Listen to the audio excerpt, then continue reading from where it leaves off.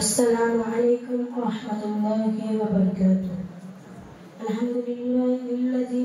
الحمد لله رب العالمين، والصلاة والسلام على سيد النبي المرسلين محمد وعلى آله وأصحابه أجمعين. أما بعد، قال الله تعالى في القرآن الكريم: أعوذ بالله من الشيطان الرجيم، بسم الله الرحمن الرحيم. إنا أرسلناك شاهدا ومبشرا ونذيرا. صدق الله العظيم. সর্বপ্রকার প্রশংসা জ্ঞাপন করি সেই মহান রব্বুল আলামিনের দরবারে, যিনি আজ আমাদেরকে এত সিরাতুল নবী জলসা মজলিসে বসার তৌফিক দান করেছেন। তার দরবারে সকলে শুকরিয়া স্বরূপ করি আলহামদুলিল্লাহ। তারপর শুকরিয়া জ্ঞাপন করি সেই বিশ্ব নবী সাল্লাল্লাহু আলাইহি ওয়াসাল্লামের দরবারে, যাকে না সৃষ্টি করিলে আমি আপনি গাছপালা পশু পাখি এমনকি 18,000 মখলুকাত কিছুই সৃষ্টি হতো না। তার দরবারে সকলে শুকরিয়া স্বরূপ করি সাল্লাল্লাহু আলাইহি ওয়াসাল্লাম। আজ আমি আমার প্রবন্ধ টপিক হিসেবে নির্ধারণ করেছি আদর্শ রাষ্ট্রনায়ক। আমি যে আপনাদের সামনে আয়াতটি পাঠ করেছি, তার মানে আমি আপনাকে প্রেরণ করেছি সাক্ষী রোল মডেল হিসেবে। তো আমি আমার প্রবন্ধের দিকে ধাবিত হচ্ছি। আজ থেকে 1500 বছর পূর্বে যখন গোটা পৃথিবীকে অন্ধকারের মধ্যে ছিল, তখন মানুষকে মানুষ বলে মনে করতো না। নারী জাতির ছিল না কোনো মর্যাদা।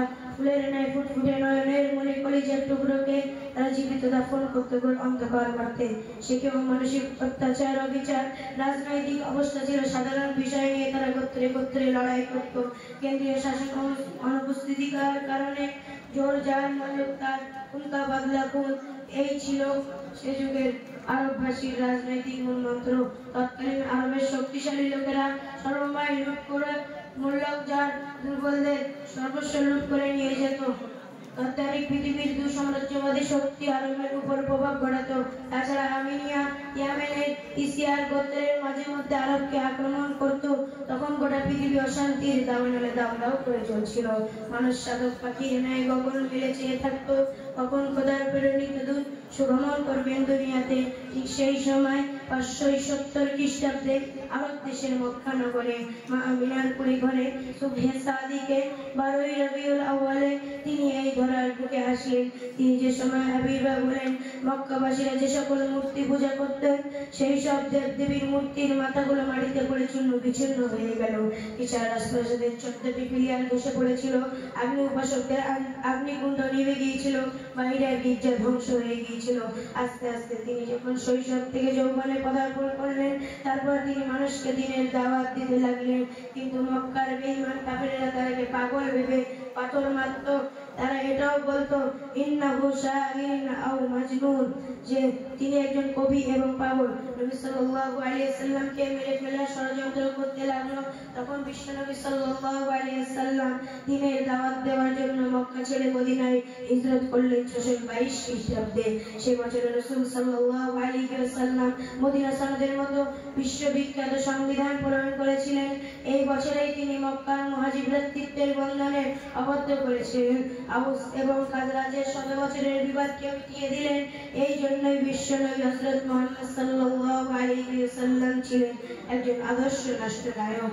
এছাড়া বিশ্বনবী সাল্লাল্লাহু আলাইহি ওয়াসাল্লাম নিজের রাষ্ট্রকে এতটা ভালোবাসতেন, যখন বিশ্বনবী সাল্লাল্লাহু আলাইহি ওয়াসাল্লাম তায়েফবাসীর কাছে ইসলাম প্রচার করতে গেলেন, তায়েফের কাফিররা বিশ্বনবী সাল্লাল্লাহু আলাইহি ওয়াসাল্লামকে না চিনতে পেরে লোকেরা বিশ্বনবী সাল্লাল্লাহু আলাইহি ওয়াসাল্লামকে পাগল ভেবে কাতর পাথর নিক্ষেপ করতে লাগলো। নবী সাল্লাল্লাহু আলাইহি ওয়াসাল্লামের দেহ পাথরের আঘাতে ক্ষত বিক্ষত হয়ে গেল। তখন আল্লাহ পাকের আদেশে জিবরাইল আলাইহিস সালামকে বিশ্বনবী সাল্লাল্লাহু আলাইহি ওয়াসাল্লামের কাছে পাঠিয়ে দিলেন। জিবরাইল আলাইহিস সালাম বিশ্বনবী সাল্লাল্লাহু আলাইহি ওয়াসাল্লামের কাছে বললেন, আমি আল্লাহর আদেশে আপনার কাছে এসেছি। তখন জিবরাইল আলাইহিস সালাম নবী সাল্লাল্লাহু আলাইহি ওয়াসাল্লামের কাছে এসে জিজ্ঞাসা করলেন, আপনি যদি অনুমতি দেন তাহলে আমি এই দুটো পাহাড় দিয়ে তায়েফকে ধ্বংস করে দেব, ধ্বংস করে পৃথিবীর মানচিত্র থেকে মুছে দেব। সম্মানীয় উপস্থিতি, বিশ্বনবী সাল্লাল্লাহু আলাইহি ওয়াসাল্লাম জিবরাইল আলাইহিস সালামকে বলেছিল, তুমি যদি তায়েফকে ধ্বংস করে দাও তাহলে ইসলাম ধর্ম কবুল করতে পারবে না। ইনশাআল্লাহ এমন একটা সময় আসবে যে সময় এই তায়েফে ইসলামের ঝান্ডা উড়বে।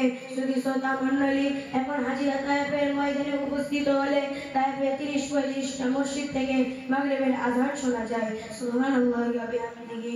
শুধু শ্রোতা মণ্ডলী, বিশ্বনবী সাল্লাল্লাহু আলাইহি ওয়াসাল্লাম তায়েফবাসীর কাছে আহত হবার পর বিশ্বনবী সাল্লাল্লাহু আলাইহি ওয়াসাল্লাম আল্লাহর কাছে দোয়া করেছিলেন, হে আমার আল্লাহ, এরা তোমার নবীকে চেনে না, এদের উপরে তুমি দয়া করো।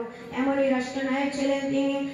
তো সর্বশেষে বলে, আল্লাহ পাক রব্বুল আলামিন আমাদেরকে শোনার থেকে বিশ্বনবী সাল্লাল্লাহু আলাইহি ওয়াসাল্লাম আদেশ সুন্নাত নিয়ম কানুনের উপরে বেশি বেশি চলার তৌফিক দান করুন। সকলে বলে আমিন। এই বলে আমি আমার প্রবন্ধ এখানে ইতি করছি। ওয়াকিরি দাওয়ানা আলহামদুলিল্লাহি রাব্বিল আলামিন। আসসালামু আলাইকুম।